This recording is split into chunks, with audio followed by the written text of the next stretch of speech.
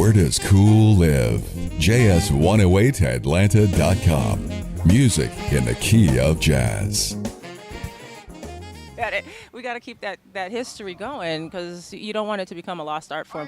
I'm very much into liner notes. I miss that. I love liner notes. Love them. It helps me know the musicians. Helps me know the music. Now kids don't care. It's really, and I shouldn't say kids, people don't seem to care as much.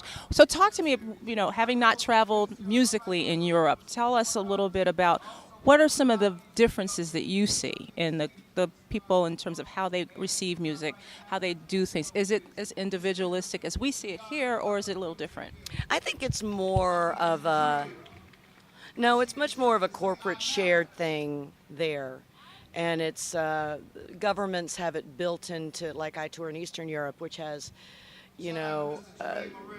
really high taxation. Well, part of that taxation goes towards paying for theaters in every little tiny town in Slovenia. So then, the tiniest little town will have a theater, and we'll have the arts, and we'll have music. And I wish there was more of that going on here, in the rural areas. And there's some cultures that have done it, but some states that have done it better than others. So.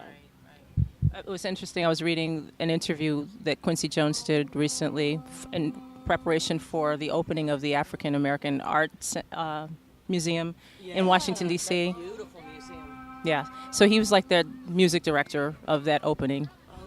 I know. He's like the major master of all that kind of stuff. But they interviewed him, and one of the things that he was talking about was this is the only country that doesn't have a minister of cultural affairs. Wow. I mean, I think they leave that to the states, We could get into a whole political discussion, and some states do it better than others. Like you said, right.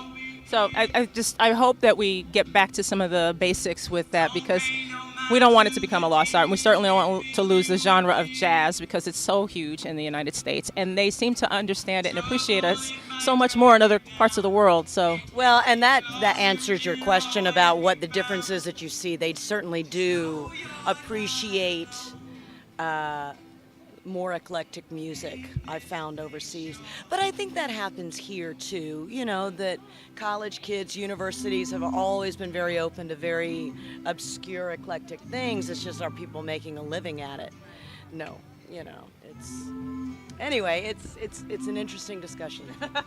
And it's been fabulous discussing it with you. Gwen, thank you so much for taking time to talk to us today at JS108Atlanta.com. And wherever you're going from here, be safe and come see us whenever you can. You got it.